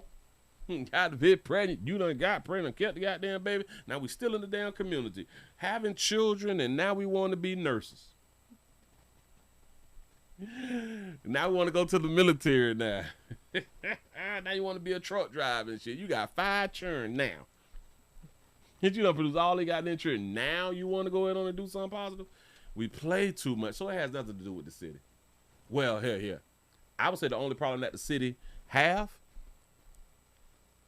is if y'all want to remove the drug element, and it would never be moved 100%, but if y'all want to move it to like 95% out of the community, if you want to take like 95% of the market out of the community, y'all have to change y'all drug laws.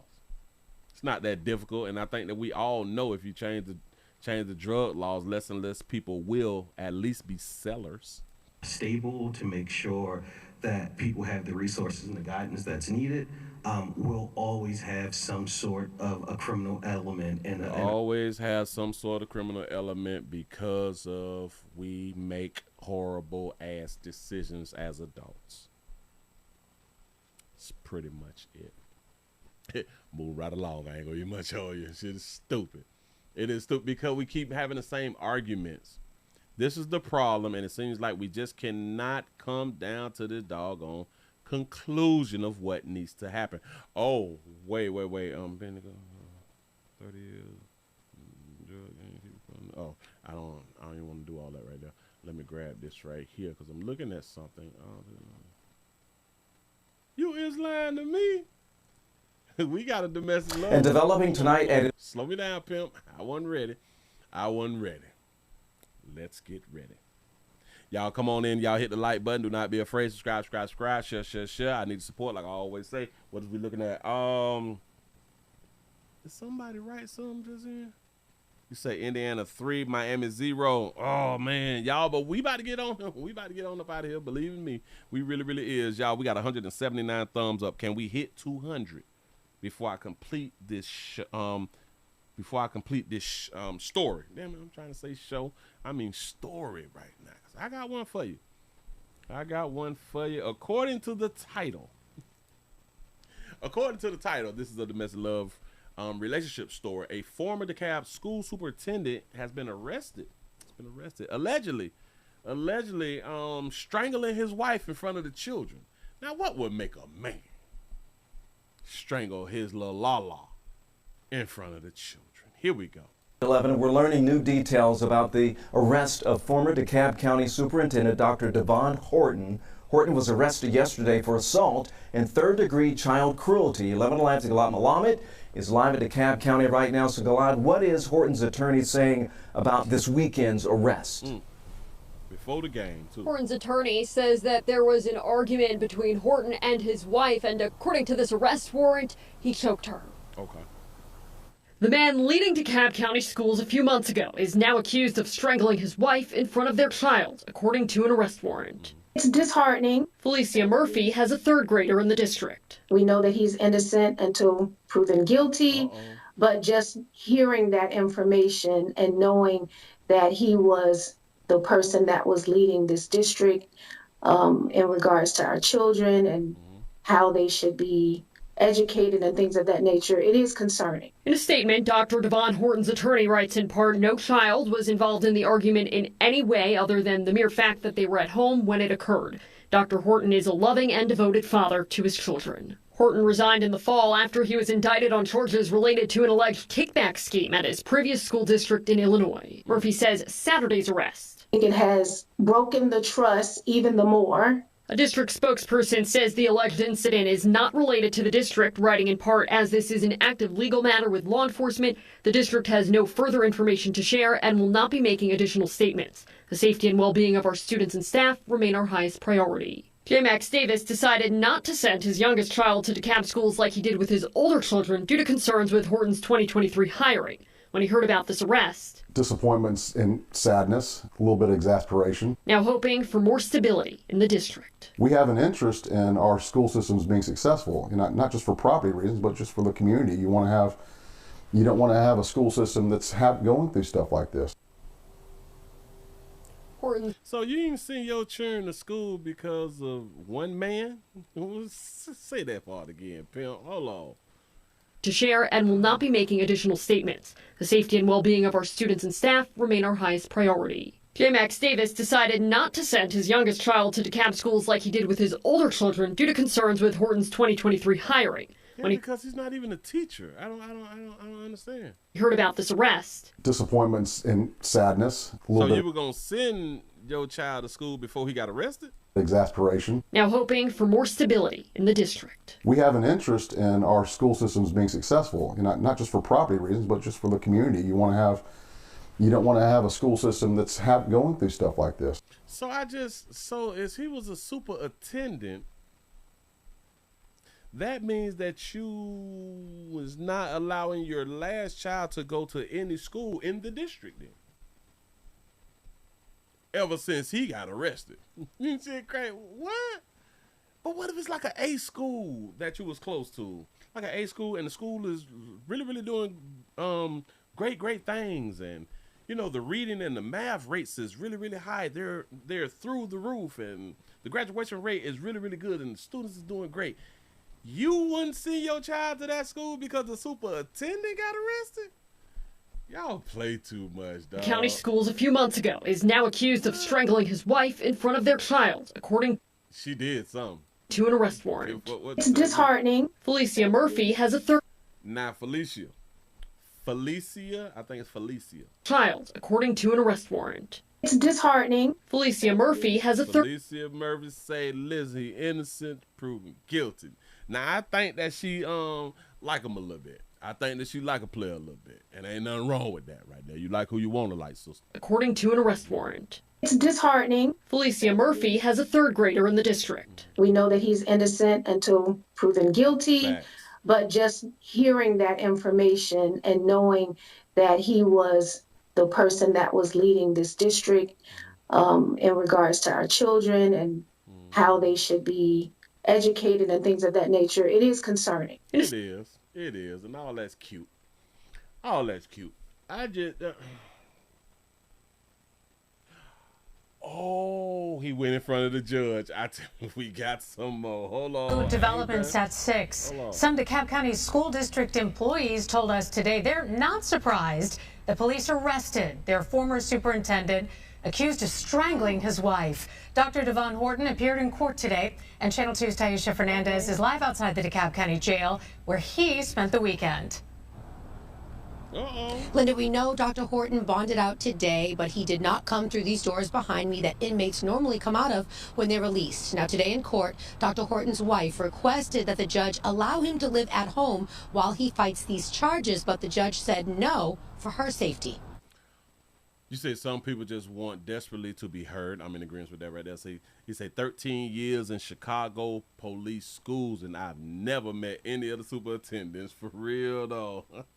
It's like they just be somewhere else. Hold on. Said no for her safety. Hold on. So he was going to let Buddy stay home until, like, the trial and stuff. Horton's wife requested that the judge allow him to live at home while he fights these charges. Oh, wait a minute. So the wife asked the judge to allow him to be home. Normally come out of when they're released. Now, today in court, Dr. Horton's wife requested that the judge allow him to live at home while he fights these charges, but the wife say, listen, I know he choked shit out of him, Sharon was home, but can he be at the crib though? Can he be at the crib though? And listen, this is a lot what we be going through. I want y'all to really, really understand. We get into situations, and a lot of times women call the police, and once they call the police, they feel guilty, and because they start to think that this is maybe the head of the house and all that fly stuff right there, and this can ruin the way that we live in. But at that time, she be in her emotion so much to where she just want to hurt you the way that she is feeling like you is hurting her. And this destroys a lot of families because women move too fast when it comes down to calling law enforcement, knowing that you still gonna be with your man. Y'all play too much. the judge said no for her safety.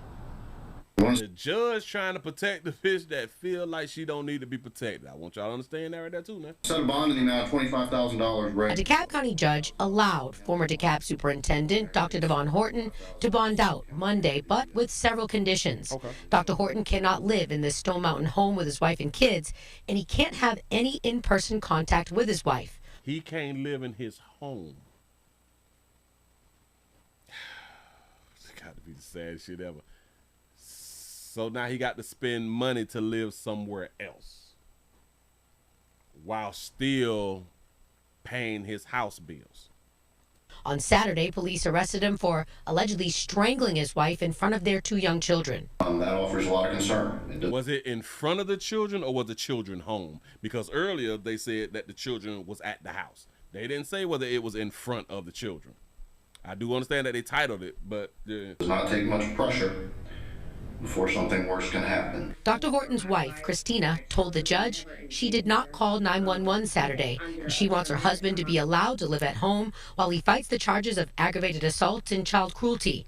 She said her husband has been stressed out since the feds indicted him on fraud charges for allegedly stealing money from his last school district in Illinois. Man, when I tell you that's a good wife, man.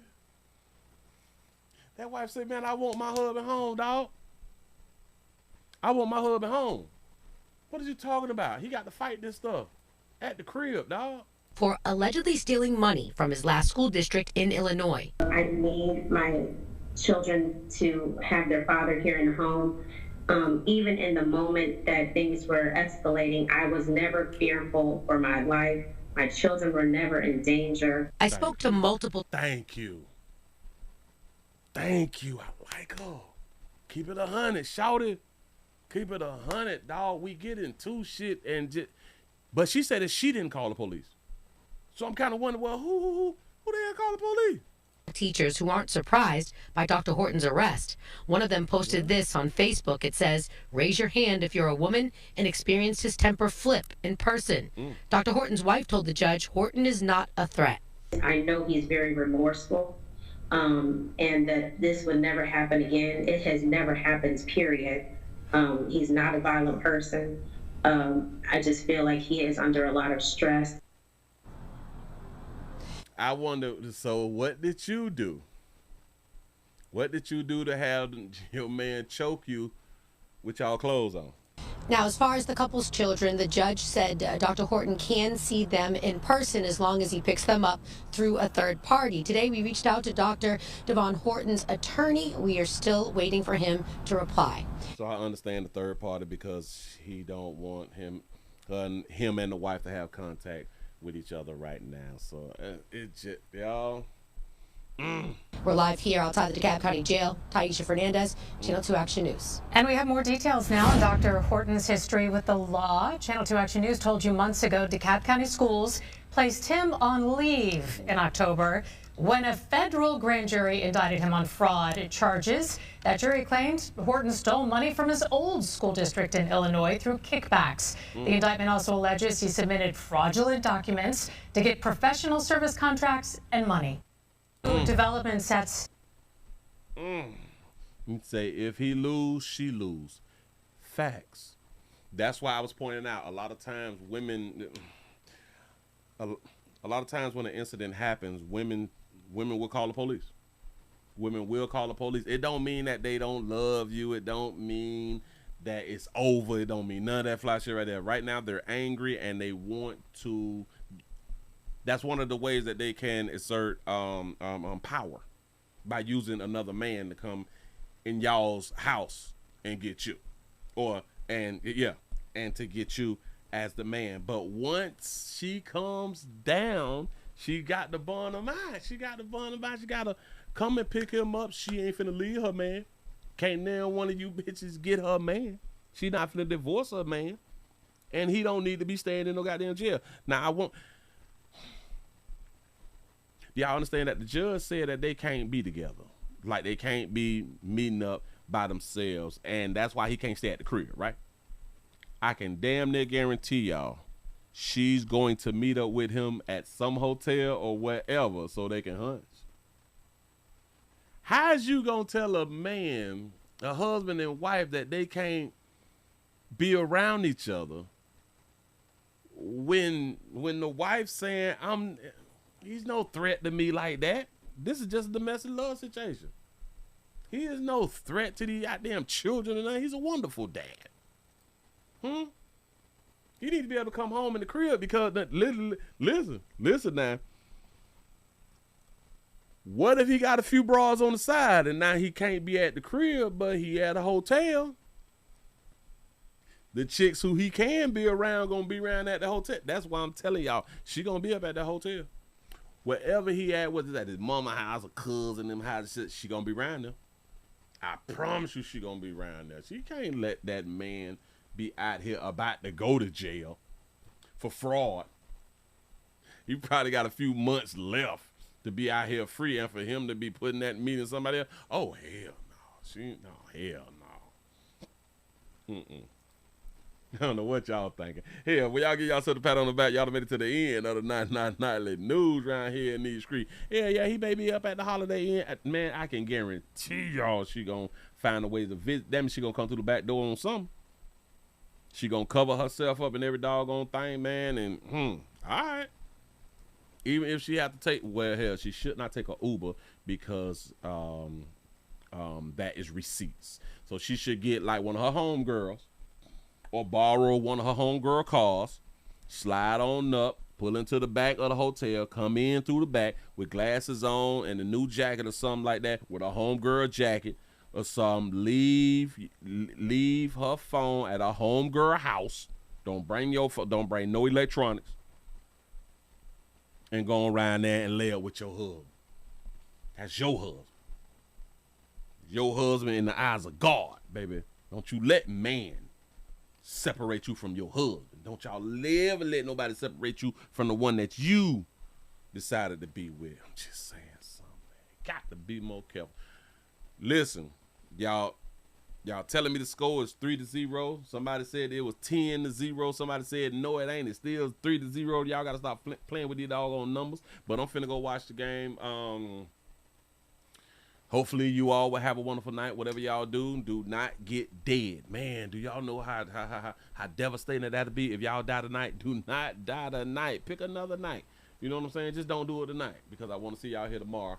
So we can try to keep these numbers up. Players, prostate cancer awareness around here at the Willie Williams Show. So it's just a finger. So your prostate don't work, your meat don't work. Mess around and lose your la or your life. It's your choice. You make the call. Your body, your booty. I am here to help. Yes, I am. Yes, I'm is. Y'all, we getting these numbers up. I really do appreciate y'all for rocking with a player, man. What does it look like right now? We got 186. Damn, we should have hit that 200. I don't know what's the hell going on. You say it's 10-0? It's 10-0. I got my bets on, though. So I'm going to let y'all know tomorrow.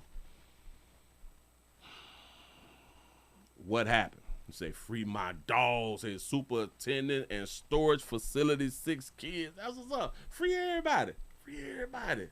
He having these people in jail and these people really ain't committing like no real crime. You know what I'm saying? He ain't killed nobody. Hell. With the 6 kids, did they die though? They is good parents enough to where the kids ain't die. That's what's up. Y'all please remember go around here to Pleasant Candles, pleasantcandles.com. Please remember go around to the Willie Williams Show 4 channels, 7 channels, except the Agree channel. Y'all do me a solid and stay alive. I'm gonna see y'all mañana.